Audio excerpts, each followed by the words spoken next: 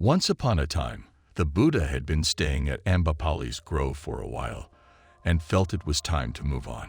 He decided to travel to a place called Baluva, which was close to Vesali. When he arrived there, he gathered his disciples and spoke to them with kindness. He said, "Dear monks, let us find a place to stay for the rainy season near Vesali. Each of you can choose a spot where your friends and companions are living. As for me, I will spend this rainy season here in Baluva." After sharing his decision, the Buddha started his retreat during the rainy season in Baluva. This was a time when the monastic community would focus on their spiritual practices and meditation, seeking inner peace and enlightenment. The Buddha believed it was important for each monk to have a suitable place to reside, where they could be supported by their friends and companions. With this, the Buddha set an example of mindful living and the importance of finding the right environment for spiritual growth.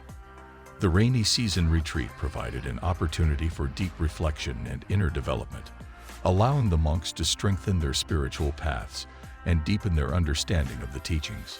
During this time, the Buddha became very sick, and the pain he felt was so strong that it almost caused him to die. But even in the midst of this suffering, the Buddha stayed calm and focused. He didn't complain about his pain or express any discomfort. In that moment, the Buddha understood that it wouldn't be right for him to leave this world without speaking to his disciples, the people who followed and learned from him, or saying goodbye to the community of monks who dedicated their lives to spiritual practice. So the Buddha made a firm decision. He decided to fight against his illness and keep holding on to life until the right time came. He didn't want to leave without fulfilling his responsibilities and sharing important teachings with his followers. The Buddha's determination was strong, and he believed that he could overcome the sickness and continue his journey until the appropriate moment. With great determination, the Buddha managed to overcome his sickness and regain his strength. As time passed, the intensity of his illness diminished, and he gradually started feeling better. When he had fully recovered, he decided to leave the confines of the monastery and find a place outdoors to sit and contemplate. Ananda, one of his dearest disciples, along with many other followers, approached the Buddha as he sat in the open air. They greeted him with respect, and Ananda took a seat beside him. Ananda then spoke, sharing his observations and thoughts with heartfelt sincerity. He said to the Buddha, "Lord, I have seen you in good health, and I have also witnessed the tremendous suffering you had to endure. When I saw you struck by illness, my body weakened, just like a delicate vine. The world around me seemed blurry, and my ability to think clearly was affected. Nevertheless, I took solace in the belief that you wouldn't pass away without imparting important instructions to the monastic community." In response, the Buddha, representing the monastic community, addressed Ananda, saying, "Ananda, what does the order expect from me? I have taught the truth without any distinction between hidden or revealed doctrines. In matters of truth, I, as the Tathagata, do not hold on to teachings secretively, like a closed-fisted teacher.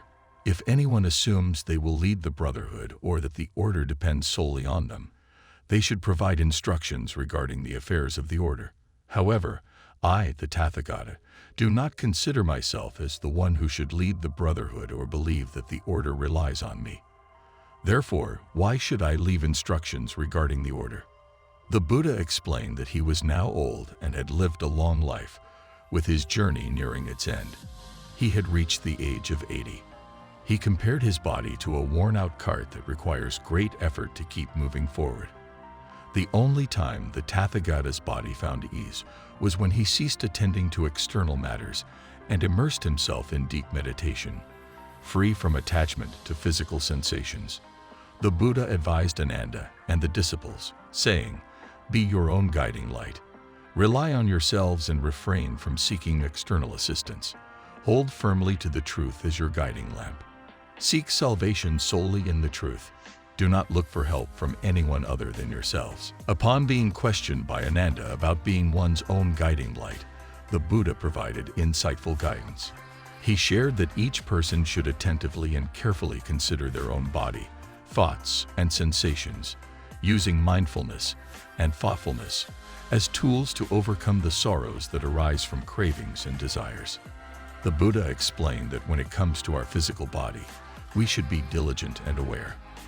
By being mindful of our bodily needs and not getting carried away by excessive cravings, we can find contentment and peace. Likewise, when we experience sensations such as pleasure or pain, we should approach them with the same diligence and thoughtfulness. By understanding that sensations are impermanent and not clinging to them, we can overcome the grief and dissatisfaction that may arise. Furthermore, the Buddha emphasized the importance of observing our thoughts, reasoning, and feelings.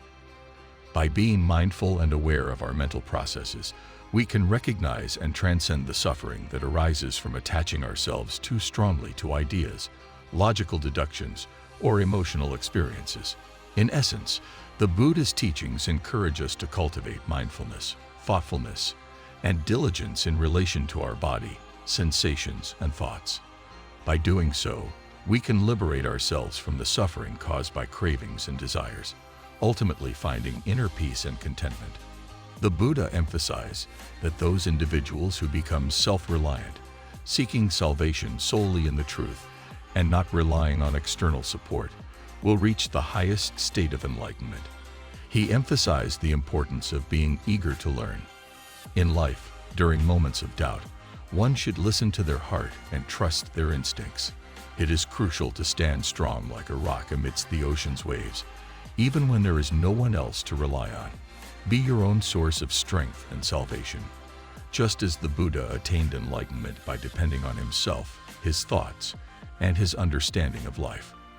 This is the final message that the Buddha left for us.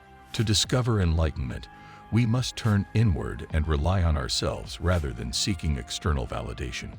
You can grasp this secret, but you must genuinely comprehend it with every fiber of your being. You must fully embody and understand this truth at the core of your existence to achieve enlightenment. This is why we share motivational stories, to inspire and uplift. Thank you all for watching this video. We hope you found it informative and inspiring. Remember, the teachings of the Buddha hold timeless wisdom that can be applied to our lives today. In conclusion, let us reflect on the profound journey of the Buddha. From his time at Ambapali's Grove to his retreat at Beluva, we witnessed his unwavering dedication and compassion towards his disciples. Despite facing grave illness, he exhibited immense strength and willpower, demonstrating the importance of perseverance and mindfulness in the face of challenges. The Buddha's final message to Ananda resonates with us all. It reminds us to look within ourselves for guidance, to rely on our own inner strength, and to seek enlightenment by holding fast to the truth. By being our own rock, our own savior, we can navigate the ocean of life with resilience and find true liberation. We encourage you to embrace the teachings of the Buddha in your own life. Cultivate mindfulness, compassion, and self-reliance. Remember, the path to enlightenment starts from within. Thank you once again for joining us on this spiritual journey. Stay blessed, and may the wisdom of the Buddha guide you on your own path of self-discovery and enlightenment.